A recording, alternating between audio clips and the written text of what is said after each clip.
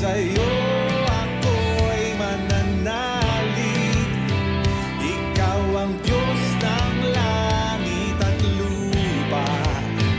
Ikaw ang Diyos na makapangyarihan. Lahat posible sa nananalig. Walang mahirap sa iyo. Lahat ng laban ay kakayanin kasama kita. Kasama kita.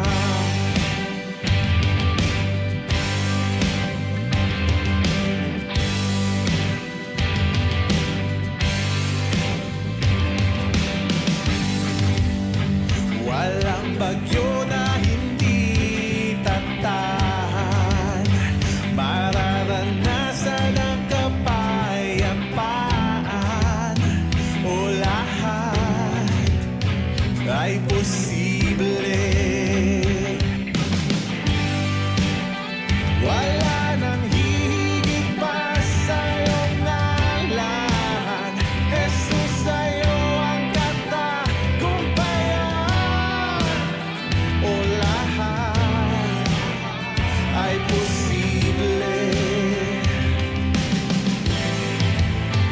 Kaya't sa'yo ako'y mananalig. Ikaw ang Diyos ng langit at lupa. Ikaw ang Diyos na makapangyarihan. Oh, lahat posible sa nananalig.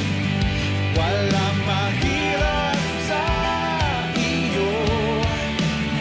Lahat ng laban ay kakayanin kasama kita. Lahat posible sa nananalig. Walang mahirap sa iyo. Lahat ng laban ay kakayanin kasama kita. Kasama kita.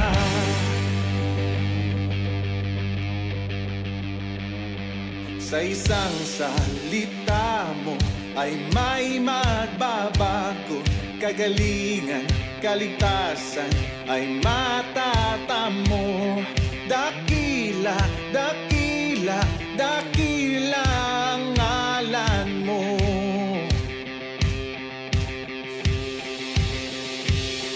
Sa isang salita mo ay may magbabago. Kagalingan, kaligtasan ay matatamo. Dakila, dakila, dakila ang ngalan mo.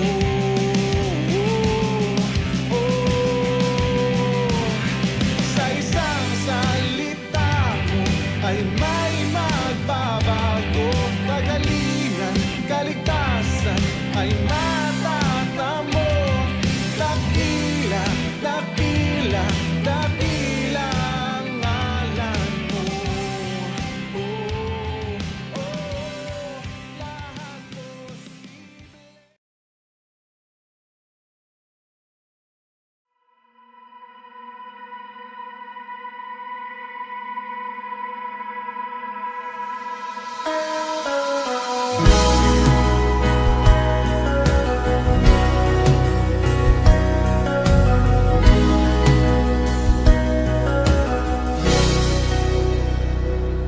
Si Yahweh ang tanging Diyos, may gawa ng lahat ng mabuti.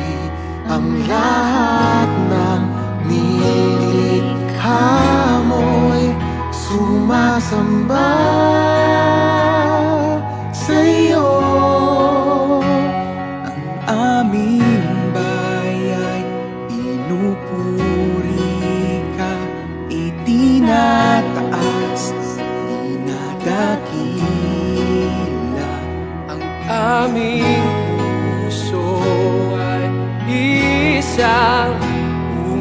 awit sa'yo.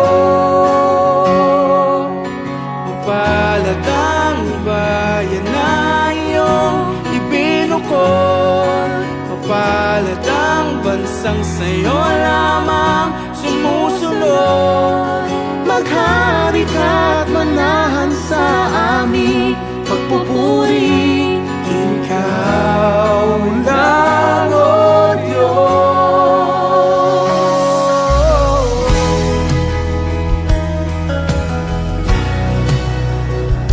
Si Yahweh ang tanging Diyos, may gawa ng lahat ng mabuti. Ang lahat ng nilikha mo'y sumasamba sa'yo. Ang aming baya'y pinupuri ka, itinataas, dinadakila. Ang aming puso ay isang umaawit sa'yo.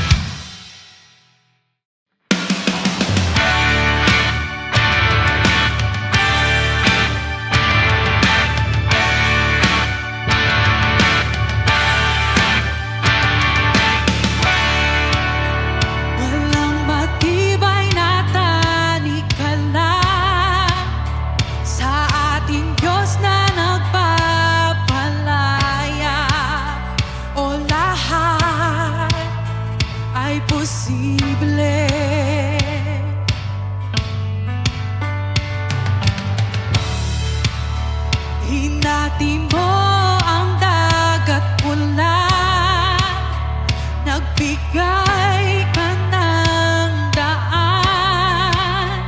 O lahat ay posible.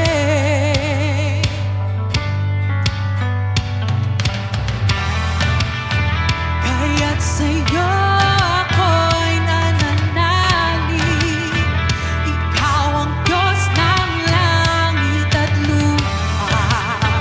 Ikaw ang Diyos na makapangyarihan. Lahat posible sa nananalig. Walang mahirap sa iyo. Lahat ng laban ay kakayanin kasama kita. Kasama kita.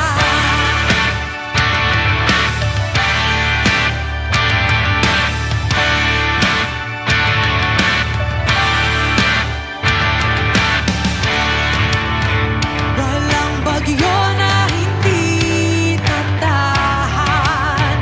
Mararanasan ang kapayapaan.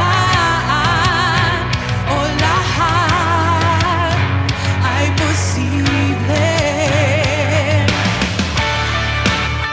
Wala nang hihigit pa sa iyong ngalan. Jesus, sa iyong katagumpayan. O lahat ay posible. Kaya't sa'yo ako'y nananalig. Ikaw ang Diyos ng langit at lupa. Ikaw ang Diyos na makapangyarihan.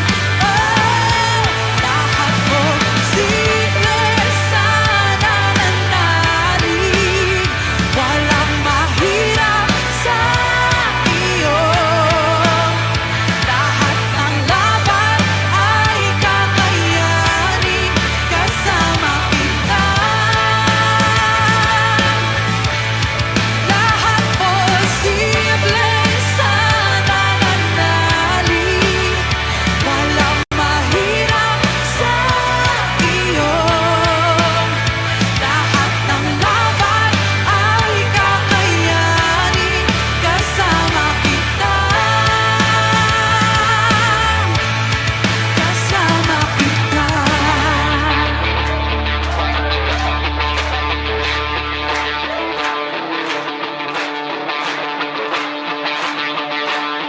Sa isang salita ay may magbabago. Kagalingan, kaligtasan ay matatamo. Dakila, dakila, dakila ang ngalan mo.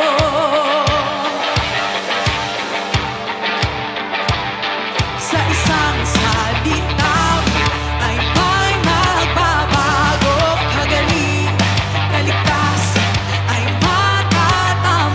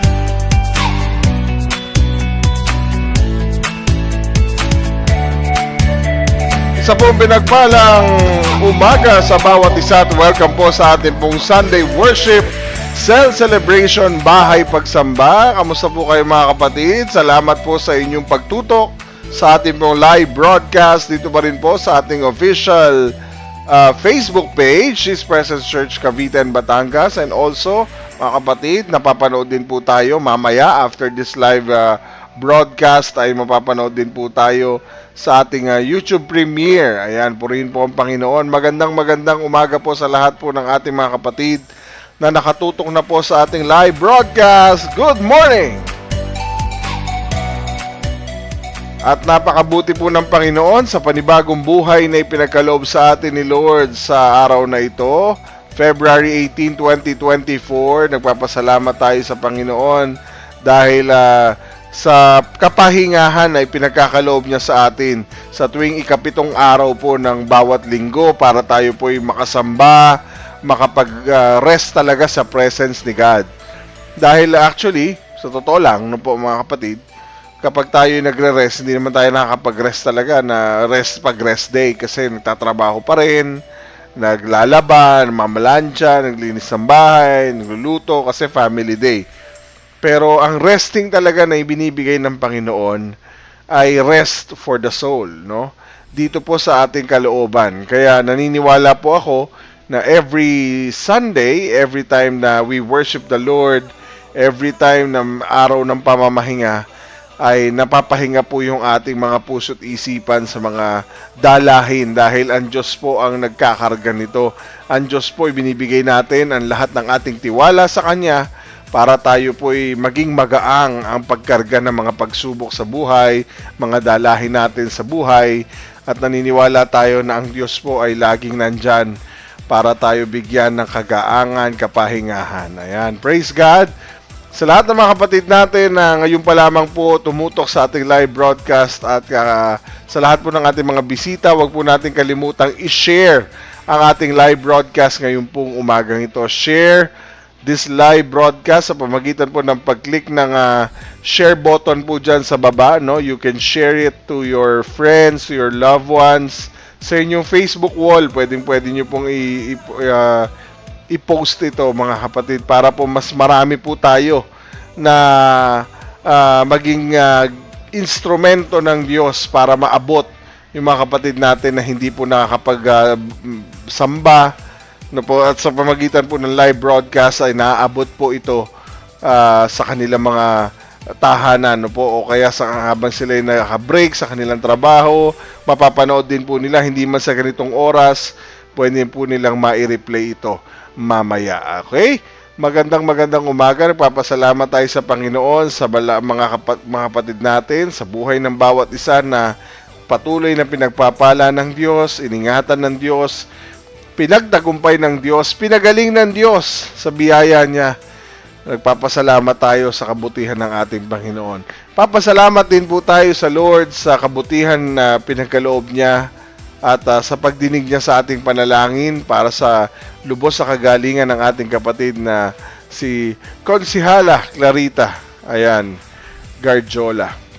Ayan, papasalamat tayo sa kalakasang ipinagkaloob sa iyo, Ate Claire ng Lord. Salamat dahil hindi po tayo binigo ng Diyos at pinagaling ka ng Panginoon. Maraming salamat sa Lord. Ganon din sa mga kapatid natin na mga humihiling ng prayer request. Alam ko po na ang Diyos po ang nagbibigay at tumanggap po tayo ng katugunan sa Panginoon sa ating mga panalangin. Papasalamat tayo sa Lord sa kanyang ginagawa sa ating buhay. Okay? Sa lahat po na nagdi-reward ng kanilang mga birthdays at wedding anniversaries, ayan, happy birthday and happy wedding anniversaries sa linggong ito. Okay? Mula 18 papuntang mula 18 hanggang 25 no po sa ating huling Sunday next week sa biyaya ng Panginoon. Okay, tuloy-tuloy po tayo sa ating pong series about the book of Genesis, about the life of and journey ng buhay ni Abraham. Sama-sama po tayo mga kapatid na tutukan ang ikatlong bahagi ng ating series patungkol sa being God's friend. Okay? Teka lang po. Sama-sama po tayong sundan ang mensahe ng Panginoon sa pagiging napakabuting kaibigan ng ating Panginoong Diyos. Salamat sa Panginoon dahil ngayon po ay nasa ikatlong bahagi na po tayo. No po, kaya bago po natin ipagpatuloy ito, tayo po muna isama-samang manalangin. Hingin po natin sa Diyos ang kanyang gabay, patnubay, lalo na sa ating dakilang tagapagturo, ang ating ang gumagabay sa atin para mas maunawaan natin ang mensahe ng Panginoon, ang katotohanan ng salita ng Diyos. Yan ay walang iba kundi ang ating banal na Espiritu. Tayo po lahat ay sandaling tumahimik at tayo po lahat ay manalangin. Ama naming Diyos na makapangyarihan sa lahat, patuloy po ang aming pagpupuri, pasasalamat, mataas na pagsamba at pagrespeto sa iyo, Panginoon, sa oras na ito. Maraming salamat, Panginoon, dahil kaming lahat ay pinagkalooban nyo ng panibagong buhay, panibagong kalakasan, panibagong biyaya, panibagong tagumpay, panibagong pagkakataon, panibagong oportunidad, panibagong kagalingan. Salamat, O Diyos, sa pagtugon mo sa aming mga panalangin. Salamat, Lord, sa pagliligtas mo sa amin. Salamat, Lord, sa mga biyayang aming natatanggap sa araw-araw. Salamat sa mga pagpapala. Salamat, Lord, sa proteksyon na lagi niyo pong ipinagkakalob sa amin. Salamat lalong-lalo ng higit sa lahat sa iyong mga pangako, sa iyong mga salita na nagbibigay po sa amin ng lakas, patnubay, inspirasyon, buhay na patuloy naming ginagawang sandigan, Panginoon, para mas maging matatag at mas maging mapagtagumpay kami dahil sa iyong mga salita. Maraming salamat, Lord, dahil ngayong muli ay maririnig naming muli ang iyong mga salita. Maririnig namin ang mensahe, ang kapahayagan mo, aming banal na Espiritu sa buhay ng bawat isa sa amin. Gamitin mo, Panginoon, ang platform na ito na mahayag ang mensahe na nais mong iparating sa amin ngayon pong araw na ito. Araw ng pamamahinga, ang araw ng linggo, Panginoon.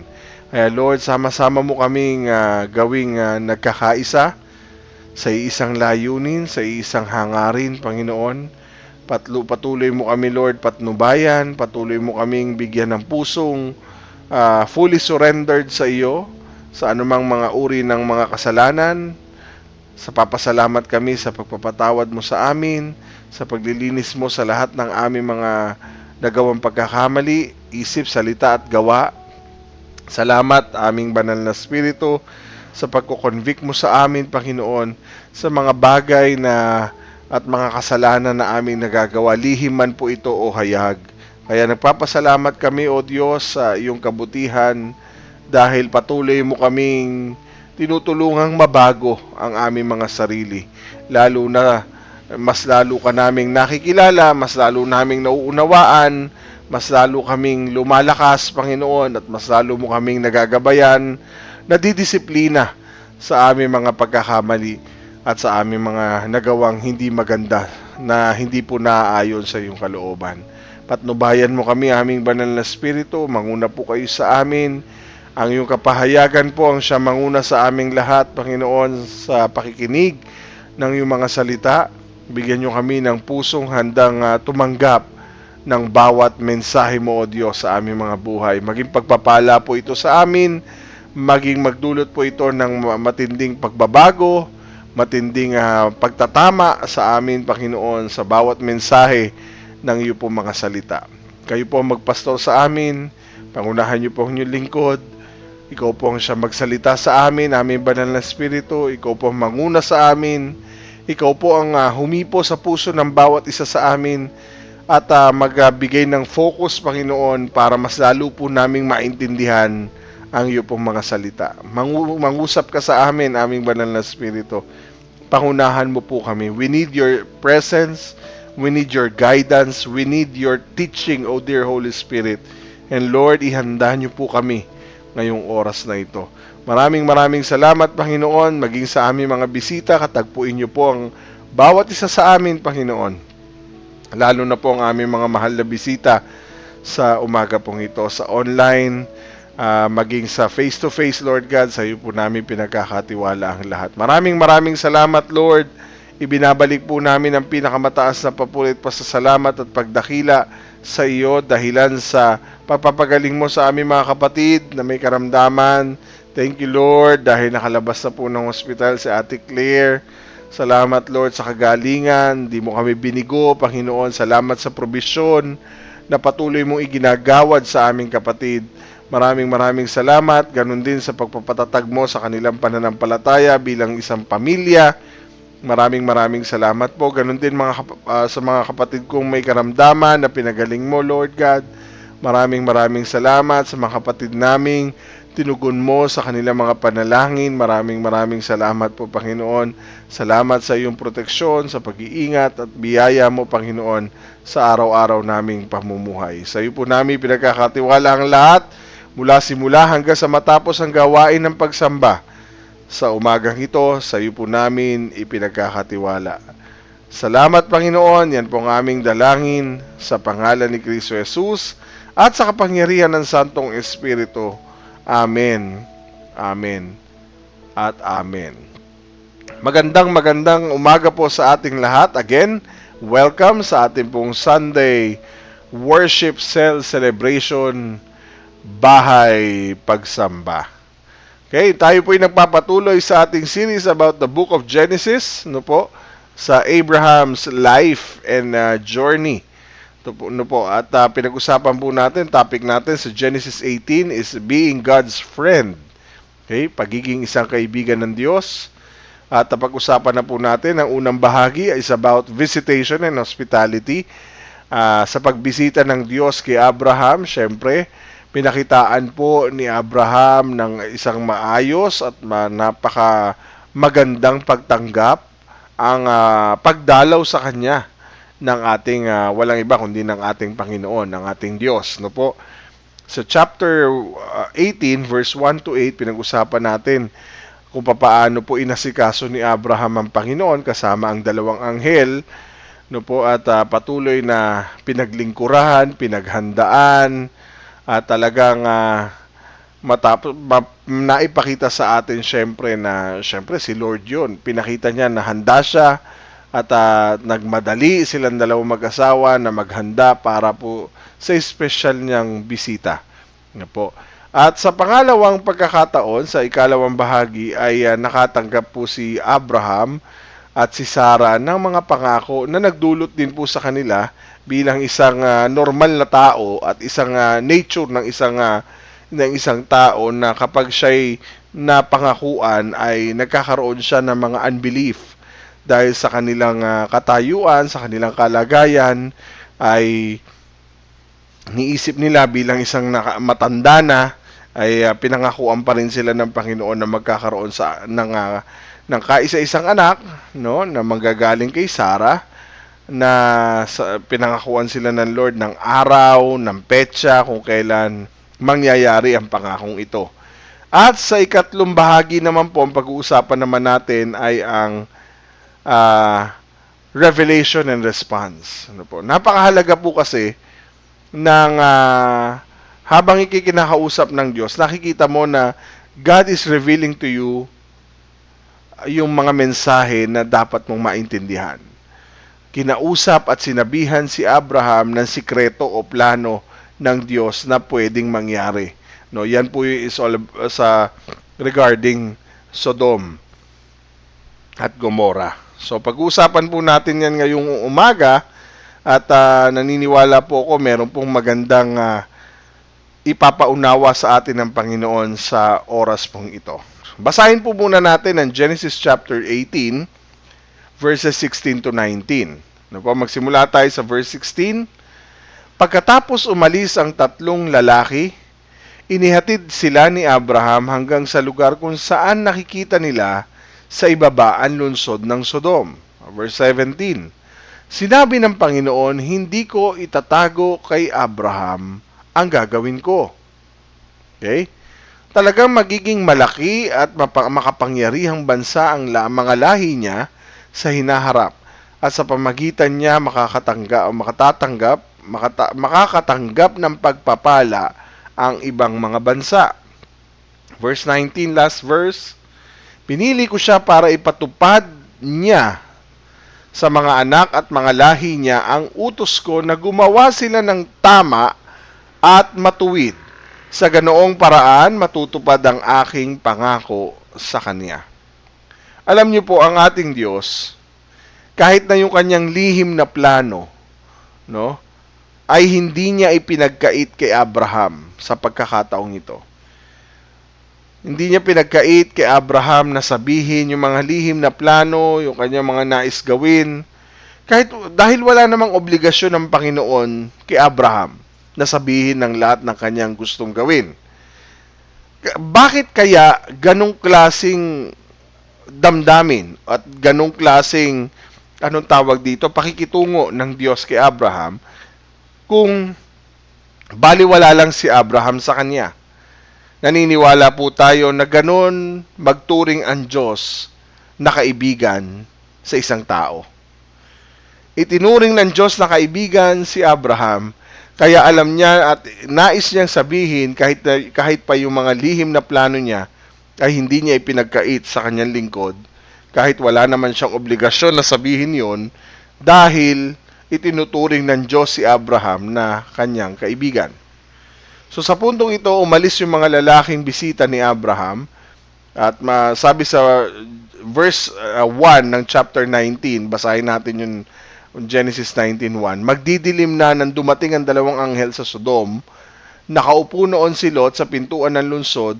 Pagkakita ni Lot sa kanila, tumayo siya at sinalubong sila. Pagkatapos yumukod siya sa harapan nila bilang paggalang at nagsabing. So, sa puntong ito mga kapatid, makikita natin, sabi po dito, magdidilim na nang dumating ang dalawang anghel. Pero kapag binasa po ninyo kanina sa ang salita ng Diyos, balikan natin yon. Sabi po dito sa verse 16, umalis ang tatlong lalaki. So, inatid sila ni Abraham hanggang sa lugar kung saan nakikita nila sa ibaba ang lungsod ng Sodom.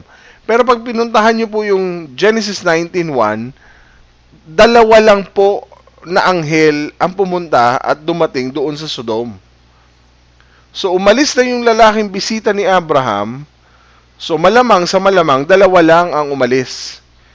Hindi tulad nga sa sinasabi ng salin ng ansalita ng Diyos, no? O kaya ng mabuting balita, na tatlong lalaki ang umalis. Kasi naiwan pa po ang Panginoong Yahweh at nakipag-usap kay Abraham. Okay?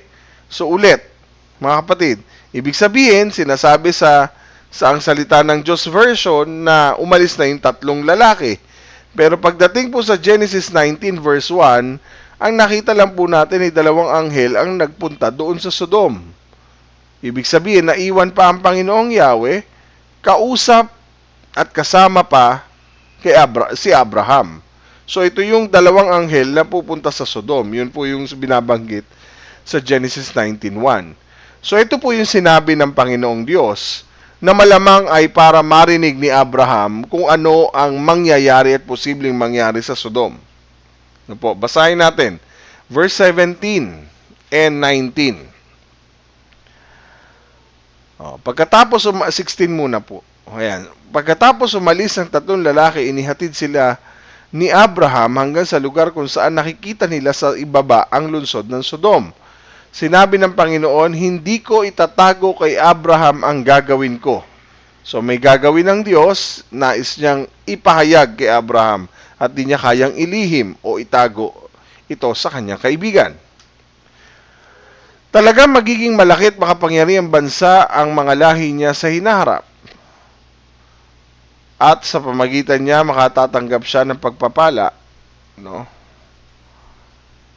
Ang mga ibang mga bansa. Pinili ko siya para ipatupad niya sa mga anak niya at mga lahi niya ang utos ko na gumawa sila ng tama at matuwid at sa ganung paraan matutupad ang aking mga pangako sa kanya.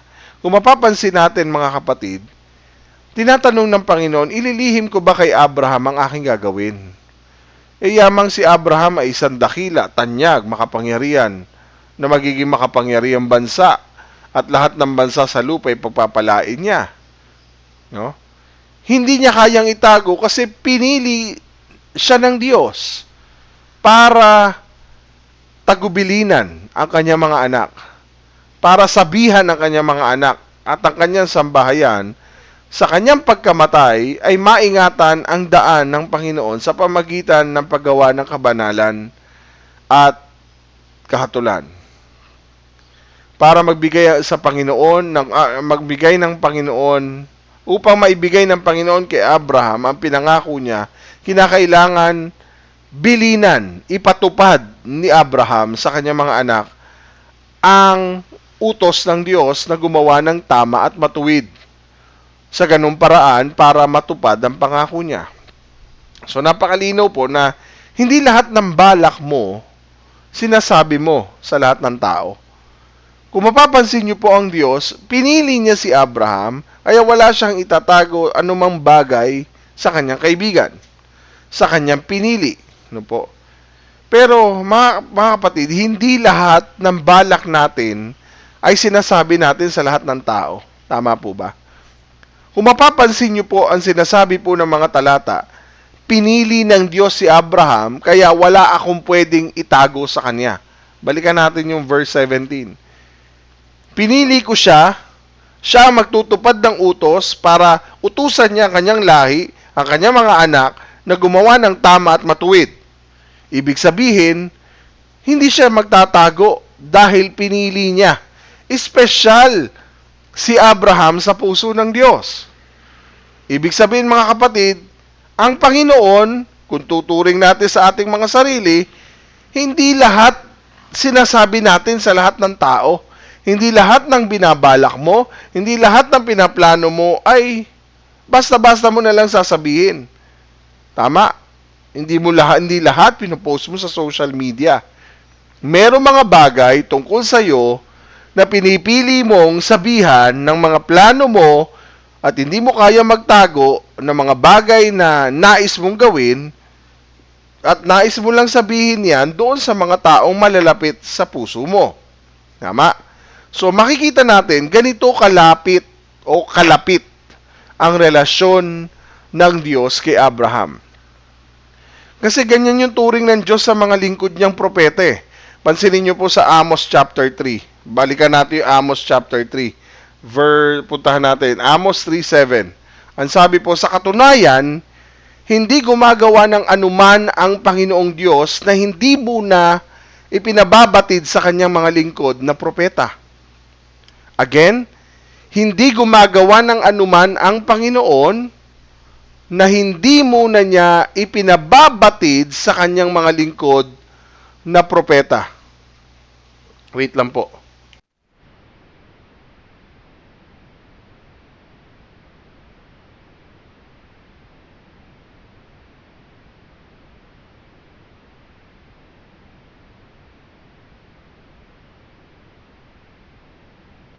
Ayan, hindi po nasagot yung aking mga kasama. Sabi po ng Bible, sa katunayan, hindi gumagawa ng anuman ang Panginoong Diyos nang hindi muna niya ipinababatid sa kanyang mga lingkod na propeta. Ibig sabihin mga kapatid, pinupunto dito, hindi lahat nakakarinig. Hindi lahat sinasabihan. Hindi lahat ay makakatanggap ng mga pangakong ito. Wait lang po.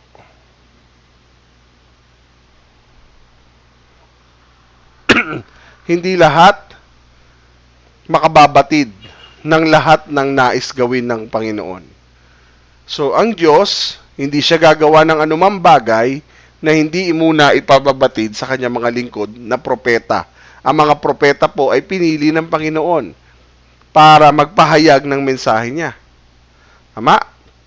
So, sa puntong ito, pinili sila ng Diyos para sabihin ang mga bagay na ito. Ang tawag po dyan ay special revelation. Okay? Special revelation.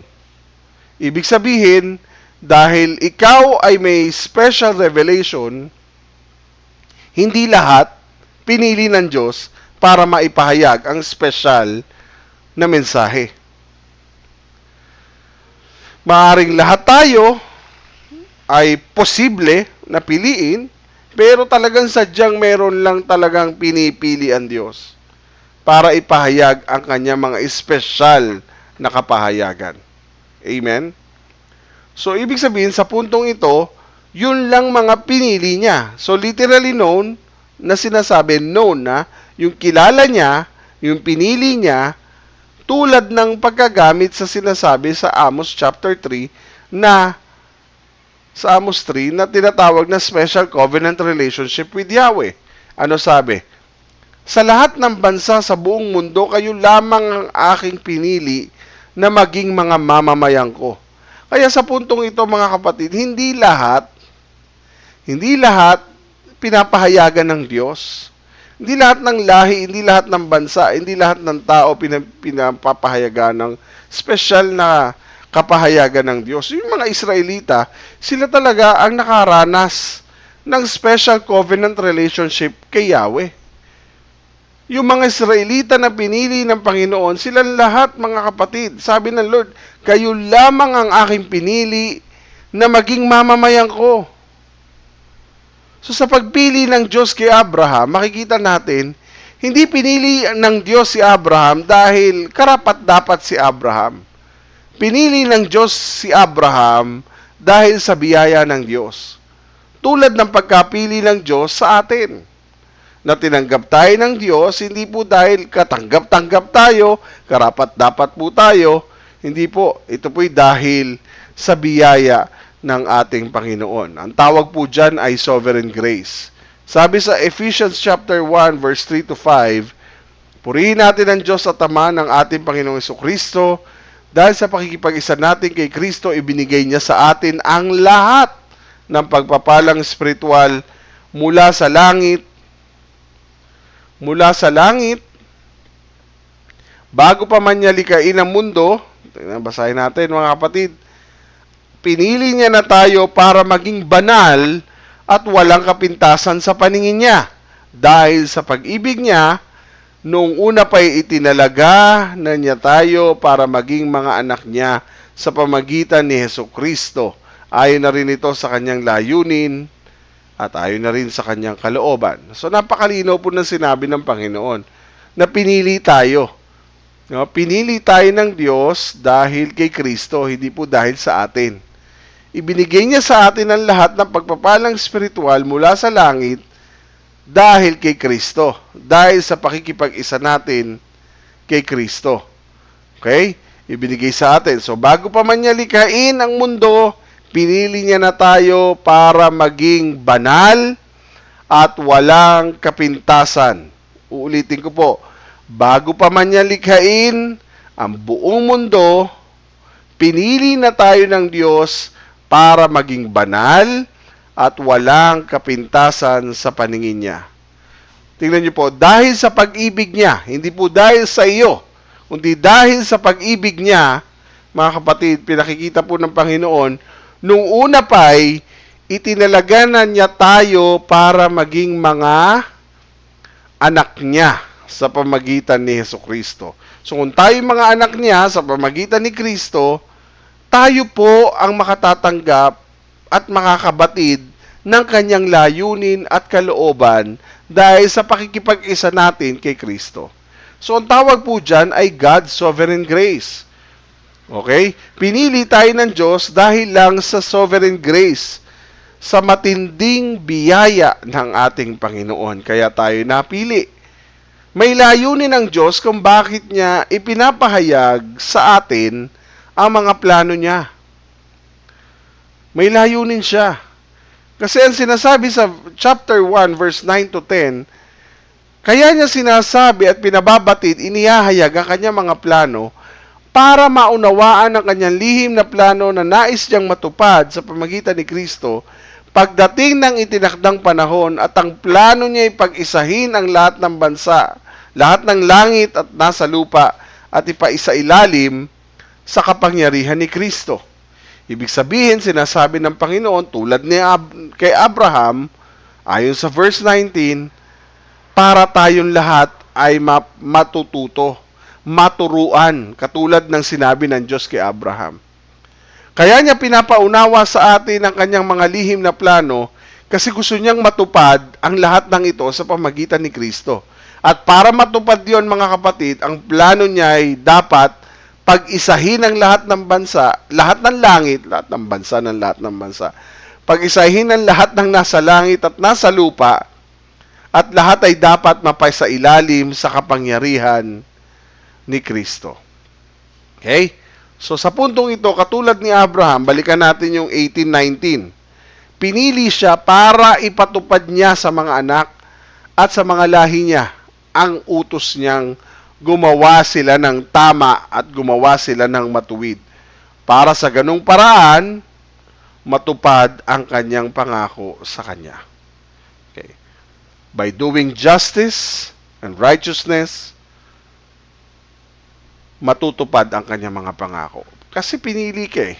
So, ibig sabihin, ito yung dapat mong samahan na hindi lang panay salita at hindi lang panay relihiyosong gawa lang ang gagawin mo para lang mapansin ka ng Diyos. Kundi ito yung relihiyon na hindi lang puro salita ang sinasabi ng Panginoon. Hindi ka lang basta sisimba-simba, hindi ka lang kakanta-kanta, hindi ka lang Bible study, kundi mga kapatid, ito yung sinasabi ng Panginoon na dapat maintindihan mo na kaya ka pinagkaisa ka ni Kristo, kaya ka pinili kasi gusto ng Diyos na maturuan ka na gumawa ng tama at matuwid ayon sa nais ng Diyos para sa iyo. So in a sense, sinasabi ng Diyos dito sa verse 19 na conditional ang katuparan ng pangako ng Diyos sa pagsunod ni Abraham sa tugon nito sa kanyang mga pangako. No? Kasi ito yung tugon ni Abraham eh. Anong tugon niya? Na dapat ito ang gawin mo. Ipatupad mo sa mga anak mo at sa mga lahi mo ang utos na gumawa ng tama at ng matuwid para tuparin ko ang pangako ko sa inyo. So makikita natin mga kapatid, nakita natin yan sa chapter 17, may ganyan din. No?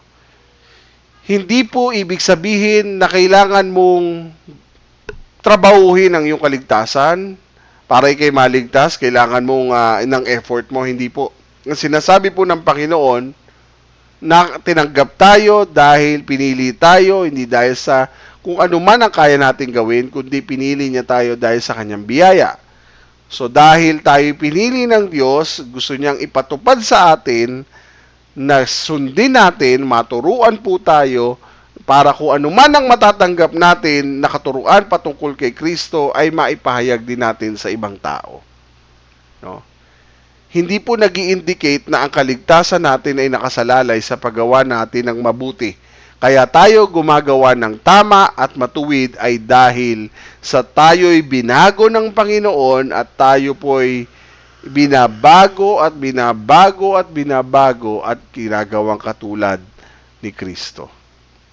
Ito po yung nagtuturo sa atin na dahil sa ginawa ni Kristo sa atin, na siyang tumupad sa kautusan para sa atin, tinanggap natin ang mga pangako ng Diyos at hindi lang po ito para sa atin.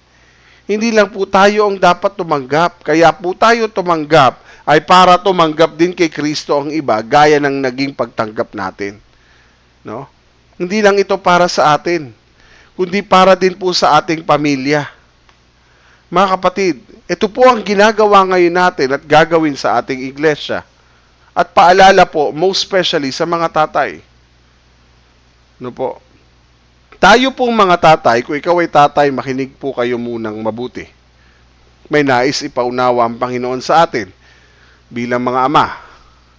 Bilang mga ama ng tahanan, tayo po mga tatay na nasa Panginoon na pinili ng Diyos na makakilala kay Kristo, meron po tayong tungkulin, no? Bilang mga kaibigan ng Diyos, bilang mga pinili ng Diyos, tayo po ay may tungkuling ilapit ang ating mga anak sa Panginoon. Uulitin ko po, tayo pong mga magulang, hindi lang po, syempre nanay, napakahalaga ng role ng tatay, at bilang ama, may tungkulin po tayo bilang kaibigan ng Diyos na ilapit ang ating mga anak sa ating Panginoon. Huwag lang po nating ipaubaya ang paglapit ng ating mga anak sa Panginoon sa ating asawa dahil ikaw na ama ang binigyan ng responsibilidad na tayo mga amang pinili ng Diyos na makakilala sa Kanya, ay dapat tayo po ang naglalapit sa ating pamilya sa Panginoon. Fathers, let us take charge. Take in charge in teaching our children about the ways of God. Tayo po ang magtuturo sa ating mga anak ng patungkol sa nais at kalooban ng Diyos para sa kanila. Huwag po nating ipaubaya ang ating mga anak ng basta lamang sa kung sino-sino. Huwag niyo pong ipaubaya na katulad ng isa sa aking karanasan, nais ko pong ibahagi sa inyo. Akin pong naaalala na meron pong isang nanay na lumapit sa akin at galit na galit sa akin at sinasabing, "Pastor, ikaw ang may kasalanan kung bakit nagkaroon ng boyfriend ng anak ko." Bakit? Sabi ko, bakit ako? Hindi mo binantayan. Ang pagkakatanda ko ay ako po ay lingkod ng Panginoon, ginagamit ng Diyos para ipaturo ang salita niya, manalangin, ibahagi ang ebanghelyo sa mga tao. Mga kapatid, hindi po ako security guard. Huwag po nating ipaubaya lamang sa children ministry. Huwag po nating ipaubaya lamang sa every Sunday na worship service na mababago ang buhay ng mga kabataan at mababago ang mga buhay ng ating pamilya, ng ating mga anak, kung irerelay lang natin sa kakayanan ng pastor o ng sino mang leader sa loob ng iglesia. May malaking responsibilidad ang mga ama at magulang sa loob ng tahanan. Nakakatulong ang mensahe ng lingkod ng Diyos, mensahe ng Panginoon na ginagamit sa lingkod ng Panginoon. Malaki din po ang naitutulong ng mga teachers sa Sunday school, pero they cannot replace the crucial role of a father sa pagdidisipulo ng mga anak patungo o palapit kay Kristo. Ganyan po ang gagawin natin sa mga susunod na buwan, na ang bawat ama ng tahanan na nasa Panginoon ay dapat ma-empower ng Holy Spirit na sila ay may crucial role bilang isang ama sa pagdidisipulo sa kanilang mga anak. Ganyan din ang gagawin natin, no? Ng bawat isa sa atin as we disciple one another sa church. So kung anong napapakinggan natin sa Diyos, kung anong natatanggap nating mensahe sa Panginoon every Sunday, sa ating midweek, sa ating cell group, mga kapatid, sa Bible reading, sa ating devotions, sa ating prayer time, sa mga aklat na ating binabasa, spiritual na books, mga sermons, na ibinabahagi po sa atin, ay maibahagi po natin sa kanila.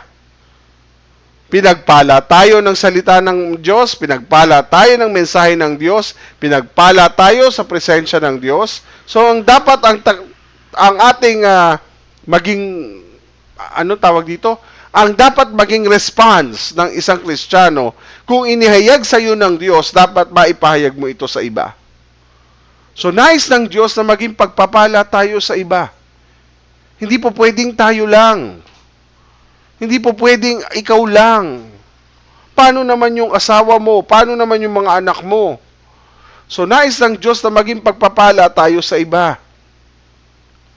Nais ng Diyos, ibahagi natin ang salita ng Diyos, ipadama natin ang mga salita nito ng Panginoon, ipadama natin sa pamagitan ng buhay mo ang presensya ng Diyos. Tayo po ang gagamitin ng Panginoon. Sabi nga ng isang pastor, share the gospel, share your life. No? About discipleship, sabi niya. Share the gospel, share your life. No? Pinagpala tayo ng Diyos. Pinagpala ng Diyos si Abraham. So si Abraham, pinagpala ng Diyos para siya rin ay maging pagpapala sa kanyang mga anak, sa kanyang lahi, at sa kanyang sa mamamayan na pinagkatiwala ng Panginoon sa kanya. Kaya pag binalikan mo yung Genesis 12:2-3, yung pangako ng Diyos sa kanya, nung nagsimula po tayo sa series ng life ni Abraham, naalala niyo po yung pangako ng Diyos sa kanya, gagawin ko isang tanyag na bansa ang lahi mo, pagpapalain kita, at magiging tanyag ang iyong pangalan, sa pamagitan mo marami ang pagpapalain. Pagpapalain ko ang magmamagandang loob sa iyo, pero isusumpa ko naman ang susumpa sa iyo. Sa pamagitan mo, pagpapalain ko ang lahat ng tao sa mundo.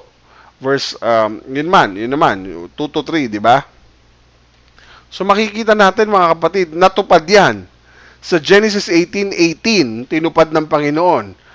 Sinabi ng Panginoon, talagang magiging malaki at makapangyarihang bansa ang mga lahi niya sa hinaharap. At sa pamagitan niya, makakatanggap ng pagpapala ang ibang mga bansa. So sa puntong ito mga kapatid, surely, the life of Abraham will be a great and mighty nation, and all the nations of the earth shall be blessed through the life of Abraham.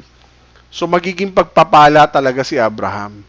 So kung hindi niya susundin na ituro sa kanyang mga anak, na ipatupad ang mga utos ng Panginoon na gawin ang tama at mabuti, tama at matuwid, sabi po sa kanyang mga salita, hindi mo, sa ganung paraan, hindi mo matatanggap ang pangako ng Panginoon.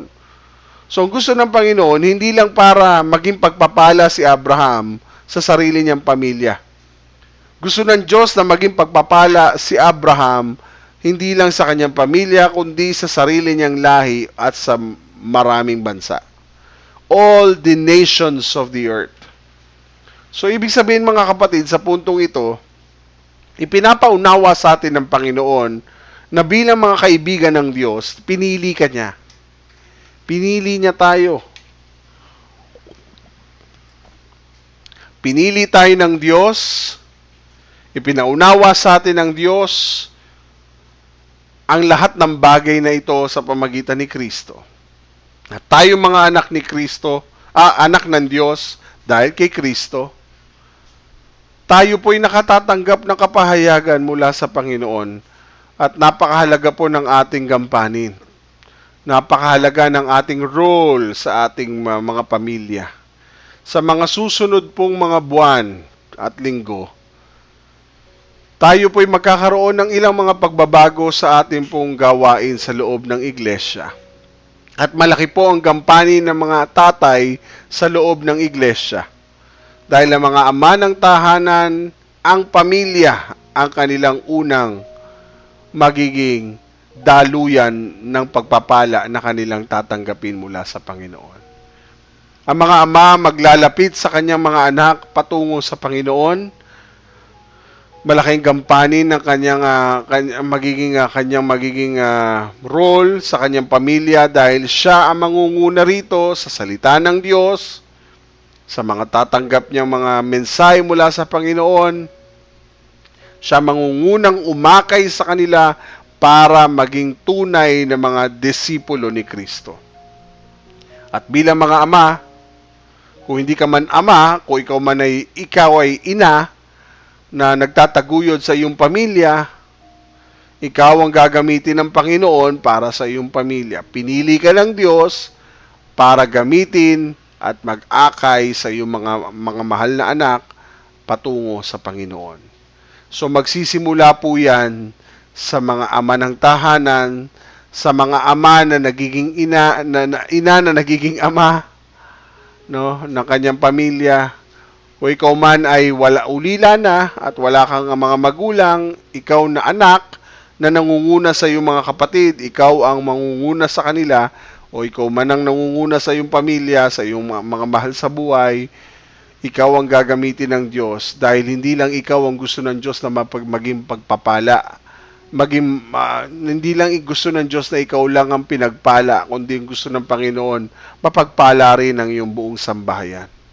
Kaya totoo yung sinabi ng Panginoon sa Aklat ng Mga Gawa na tayo'y naligtas at ang pangako ng Diyos kasamang maliligtas ang ating buong sambahayan.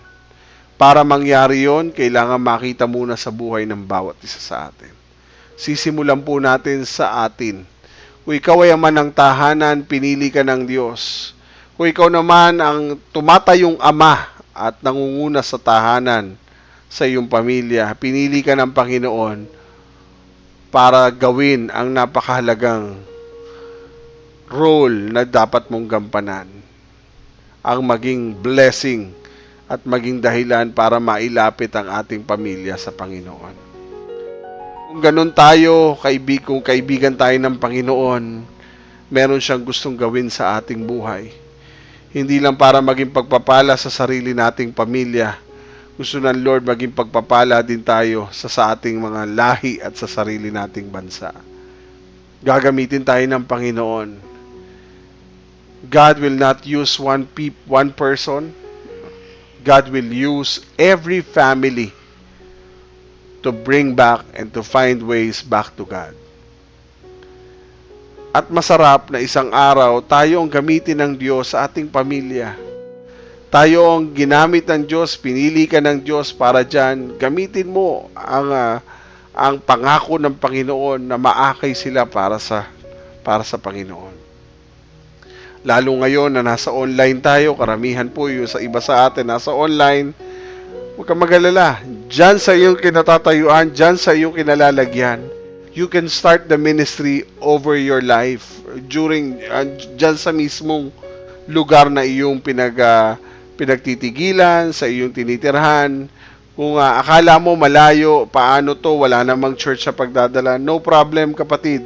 You can start the ministry diyan mismo sa iyong tahanan. You can start the ministry by you. No? Kasama mo ang Panginoon. Ikaw ang gagamitin ng Diyos para makaakay ng mga tao sa kanyang harapan. At most especially, yung iyong pamilya. Ay po'y manalangin. Ama naming Diyos na makapangyarihan sa lahat, salamat sa iyong napakagandang mensahe na kami yung pinili, Panginoon, para marinig ang mensaheng ito. Thank you, Lord, for your special revelation. Thank you, Lord, for the special covenant relationship na pinagkaloob niyo po sa amin. Thank you, Lord, sa pagpili mo sa amin.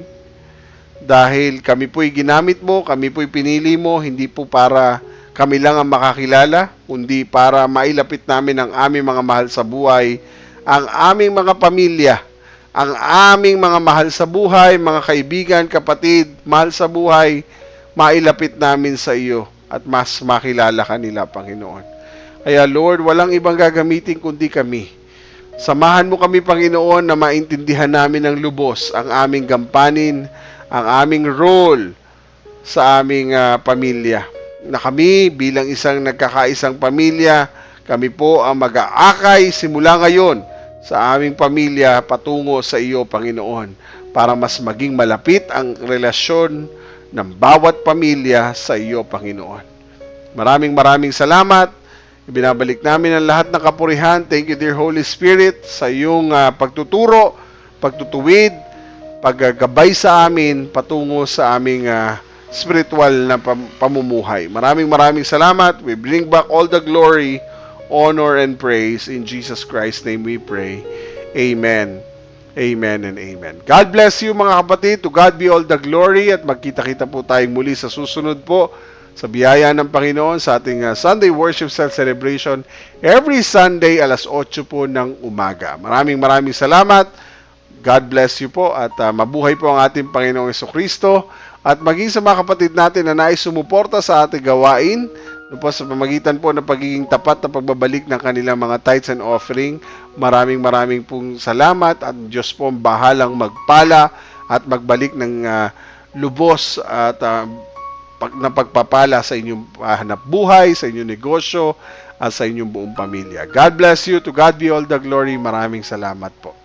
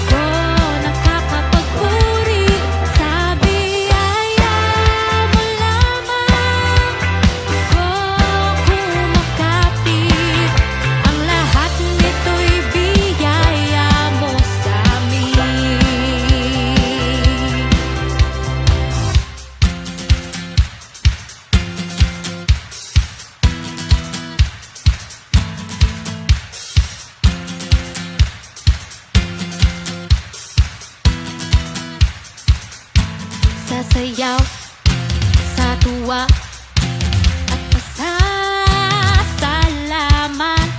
tatalon sa galak, papupurihan ka. Sasayaw sa tuwa at pasasalamat, tatalon sa galak, papupurihan ka. Sasayaw sa tuwa at pasasalamat, tatalon sa galak, papupurihan ka. Papupurihan ka. Sa biyaya mo lamang ako nabubuhay. Sa biyaya mo lamang ako nakakapagpuri. Sa biyaya mo lamang ako kumakapi. Ang lahat nito